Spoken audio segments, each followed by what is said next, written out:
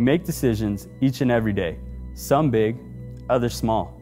Sometimes the small ones can accumulate and have a greater impact than the one we initially saw as big.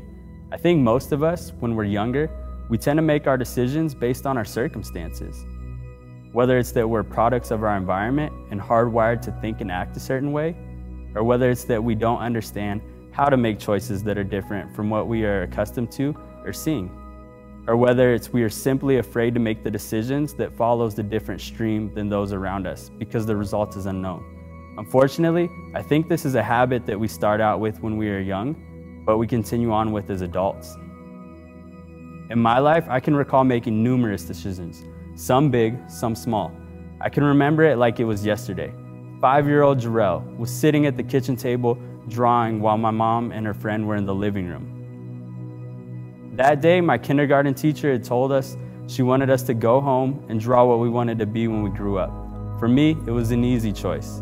I sat at the table, going to town with Crayola like I was Picasso, adding muscle to my arms and making sure my curly afro was depicted like it was the stuff of legend. After about an hour or so, I was proud of what I had drawn. I looked at the image and I wanted to be that guy. I called my mom into the kitchen to look at my drawing and she went ballistic. She freaked out like I stole something. You see, the picture was me, dressed up in blue from head to toe, throwing up gang signs. As a kid, I was committed. I knew what I wanted to be. I wanted to be a gang member, Crip in particular, and a drug dealer. Now see, everyone that I grew up idolizing, they were gang members, drug dealers, or pimps.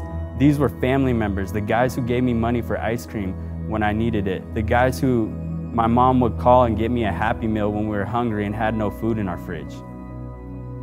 After countless choices, small and big, throughout my childhood and adolescence, things greatly changed. When people hear my full testimony, they often ask me how I changed my life. The answer is simple: Jesus Christ. Even though I had not been a follower of Jesus my entire life, Jesus had called me. I made decisions that were different than my friends and those around me.